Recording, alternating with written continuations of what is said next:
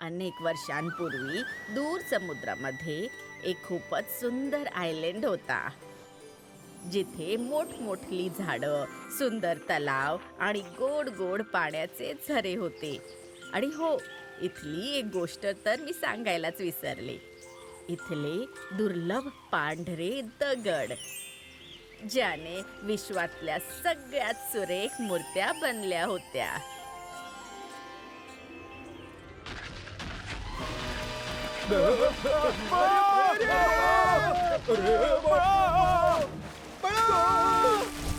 अरे, कोण आहे ज्याने या दगडांचा पाऊस सुरू केलाय? खाली उतर. ही कुठली पद्धत झाली दगड उतरवण्याची? माफ करा भाऊ, थोडा अजून उशीर केला असता तर दगडाच्या वजनानं माझी नाव बुडाली असती, म्हणून सूचना न देता असं करावं लागलं.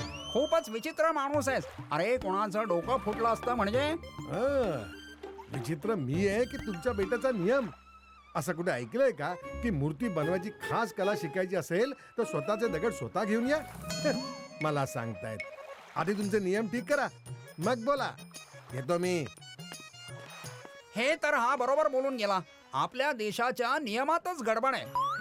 दररोजच्या या दगडाच्या त्रासापासून सुटका मिळवायची असेल तर आपल्याला महाराजांशी बोलावंच लागेल. तुम्ही तुमची समस्या सांगा. खरं तर बाब ही आहे महाराज की आपले राजकलाकार अमरसेन यांची मूर्तीची कला इतकी चर्चित आहे की दूर दूरहून लोक इथे त्यांच्याकडून मूर्तिकला शिकायला येत आहेत. पण ही तर आपल्यासाठी गर्वाची बाब आहे. यात समस्या काय आहे? समस्या ही नाहीये महाराज. समस्या आहे मूर्तिकला शिकण्याची अट.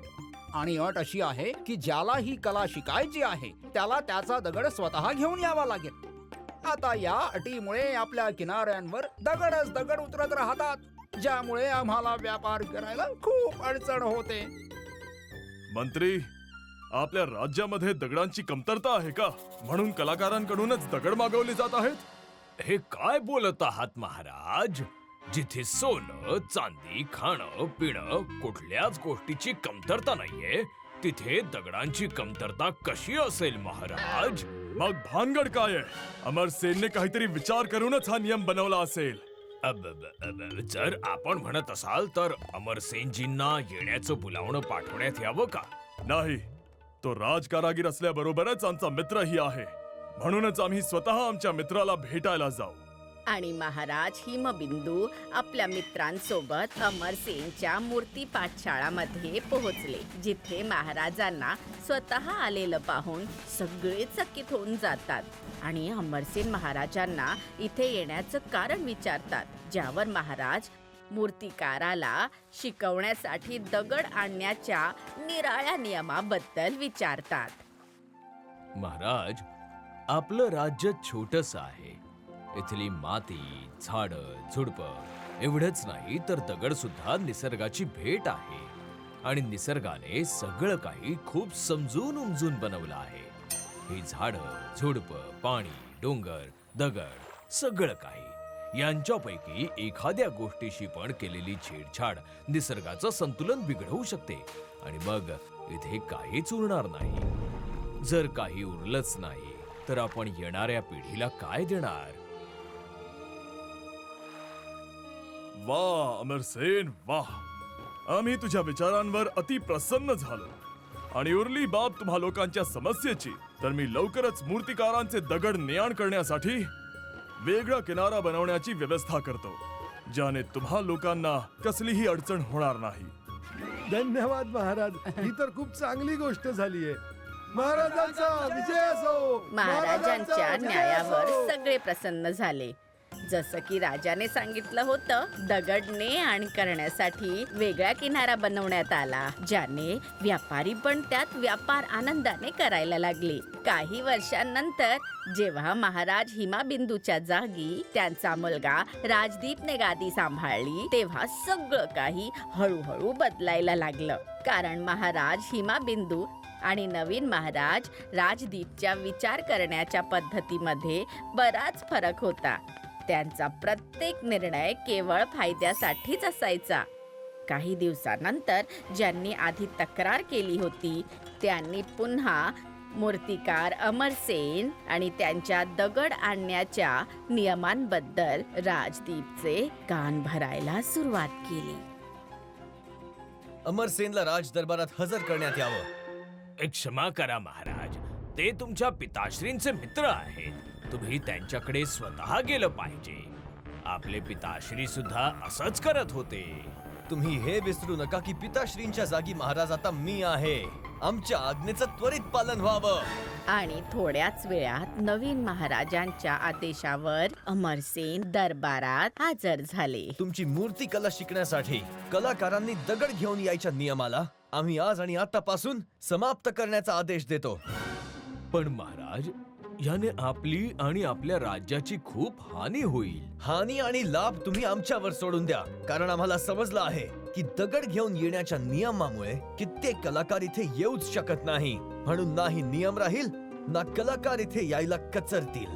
लोक येतील तर व्यापार येईल, व्यापार येईल आणि प्रगती होईल. पण आमचं बोलणं अजून पूर्ण नाही झालंय. तुम्ही या राज्याची खूप सेवा केली आहे, त्यासाठी हे राज्य आपला आभारी आहे. पण आता तुमचं आरामाचं वय आहे, त्यामुळे आतापासून तुम्हाला सेवामुक्त करण्यात येत आहे. जशी आज्ञा महाराज.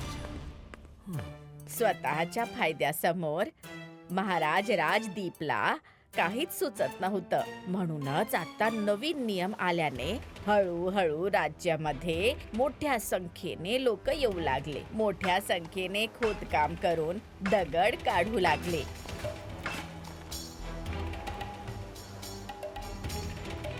दगड काढल्याने झाडं पडायला लागली. खोदकामाच्या धूळ मातीने पिकं खराब व्हायला लागली. उकाडा वाढायला लागला. दुष्काळ पडायला लागला, ज्याच्यामुळे हळूहळू लोक बेट सोडून जायला लागली. आणि काहीच दिवसांमध्ये बेटावर दगडांच्या मूर्त्यांव्यतिरिक्त अजून काहीच उरलं नाही.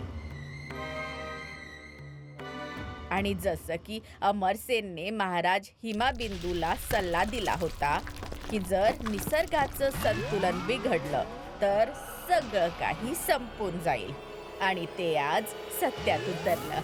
अशा प्रकारे राजाच्या एका चुकीच्या निर्णयाने त्या सुखद बेटाला उजाड बनवून टाकलं आणि आनंदात राहणाऱ्या लोकांना आपलं घर सोडून जायला भाग पाडलं.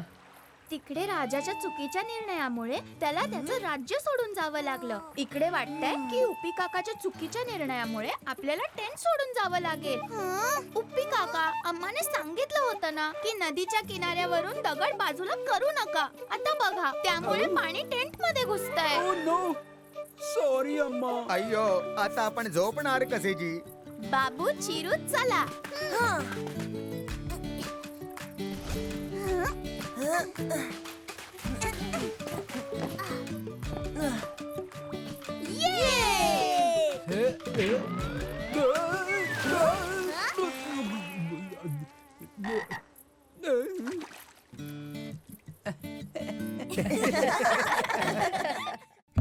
If you like this video, subscribe to our channel Murthy Media.